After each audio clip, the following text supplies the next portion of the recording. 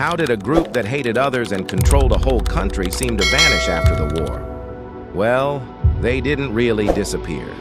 Today on Astral Sagas, let's look at what actually happened to the Nazis after World War II. After the Allies won the war, Germany was divided among the US, Britain, France, and the Soviet Union. They had a plan called denazification to get rid of Nazi influence in Germany. But life for Nazis in different zones varied. The Soviet camps were the worst. So many Nazis tried to move to the western zones, especially the French-occupied area, where they were more lenient. In the 5 years after the war, about 400,000 Germans were held in camps while waiting for possible punishment. Sounds like a lot, but considering that up to 45 million Germans supported the Nazis, it wasn't enough. Denazification had big problems. There were too many Germans involved to figure out who did what. It was like a whole country waiting in line at the DMV, slow and bureaucratic. Another issue was rebuilding Germany's economy. The plan said Nazis should lose their important jobs and do manual labor. But if they punished everyone, there wouldn't be enough skilled workers for society to work. In the British zone, 90% of lawyers were Nazis. Since they needed some legal order, Britain decided that 50% of German legal civil services could be staffed by people who were just Nazis in name, not the hardcore ones. The French zone had a problem with teachers. They fired a lot of them because of Nazi influence, but then had to rehire them to have a working education system. Rebuilding a country and punishing many guilty citizens at the same time was not an easy job. When denazification started, General Eisenhower thought it would take 50 years. But by 1946, the Allied powers gave the job to Germany itself.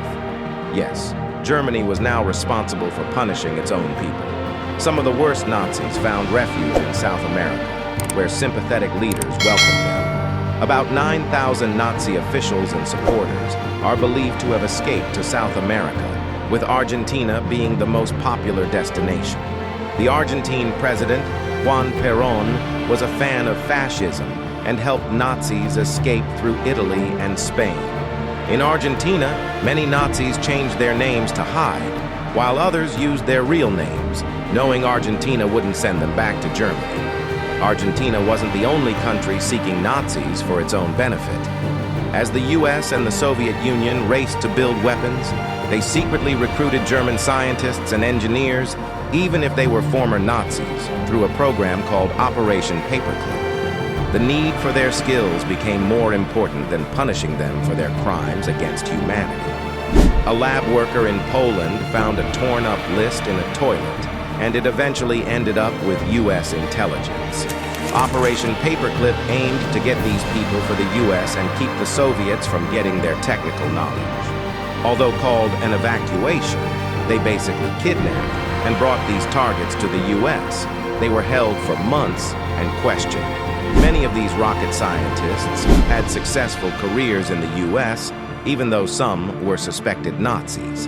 The Nuremberg trials in 1946 prosecuted the most serious Nazi offenders who had managed to hide. These trials were important for figuring out international law, especially for prosecuting war crimes.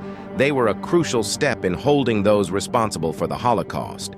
The first trial had 24 men, and the outcomes ranged from not guilty to 10 years in prison to execution.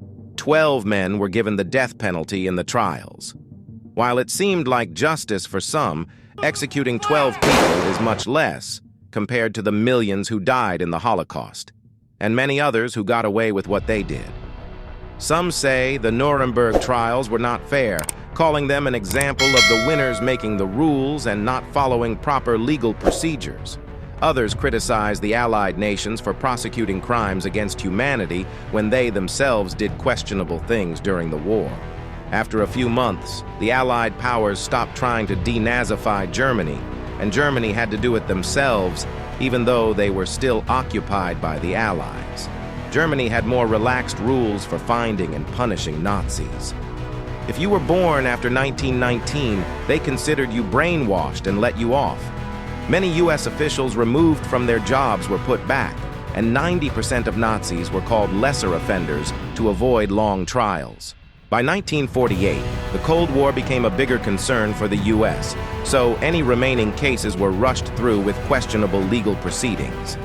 Denazification ended in 1951, and the focus shifted to giving reparations to victims and their families. With pardons and amnesties from the German government, almost 800,000 people got away without punishment.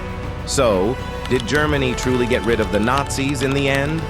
At the German Ministry of Justice back then, 77% of the top officials used to be Nazis. After the war, some really bad Nazis managed to hide and escape from Germany. Some got away with terrible crimes for their whole lives, while others were caught by Nazi hunters who wanted to bring justice to the criminals living in secret. Adolf Eichmann, who planned the terrible things in Hitler's final solution and ran concentration camps, ran away to Buenos Aires. He worked in a car plant and lived with his family. It wasn't until 1960 that Israeli agents caught him, drugged him, and flew him out of Argentina, pretending he was an injured worker from an Israeli airline. Even though Argentina wanted him back, Eichmann was tried and executed in Israel. Not all Nazi hunters worked for the government. Simon Wiesenthal, a survivor of the Holocaust turned Nazi hunter, found Franz Stangl in São Paulo. Stangl was responsible for a program that killed people with disabilities. After Wiesenthal found him, Stangl was sent to West Germany and got a life sentence. In the United States, as late as 2019, a 95-year-old man named Jackie Pauli was sent out of the country. A historian at the U.S. Holocaust Memorial Museum found out Pauli had been a guard at a forced labor camp during the war, not working on his father's farm like he claimed in 1949. Sadly, not all Nazis faced consequences for their crimes. Nazi hunting has slowed down because most people from World War II are no longer alive. After World War II, we delve into the aftermath of denazification, Operation Paperclip, and the Nuremberg trials. The pursuit of justice for Nazi war criminals did not end with the trials. Instead, it evolved into a complex web of global efforts to bring those responsible to account. The legacy lives on. While the Nuremberg trials saw 12 men sentenced to death, the magnitude of the Holocaust and the vast number of perpetrators who evaded justice remained staggering. Criticisms persist regarding the legality of the trials, with some viewing them as an example of victor's justice. The challenge of denazifying Germany. At the German Ministry of Justice, a shocking 77% of senior officials were former Nazis. After the initial denazification efforts by the Allies, Germany took charge, adopting more lenient rules for identifying and punishing Nazis. The challenge was immense, with the bureaucracy struggling to process the sheer number of individuals involved. Nazi hunters unleashed following the war, some of the most notorious Nazis managed to evade capture and escape Germany. However, a new breed of justice seekers, known as Nazi hunters, emerged to track down and apprehend these fugitives. One notable figure, Simon Wiesenthal, a Holocaust survivor turned Nazi hunter, played a pivotal role in bringing war criminals to justice. From Eichmann to Stangl, Adolf Eichmann, the mastermind behind Hitler's final solution, found refuge in Buenos Aires.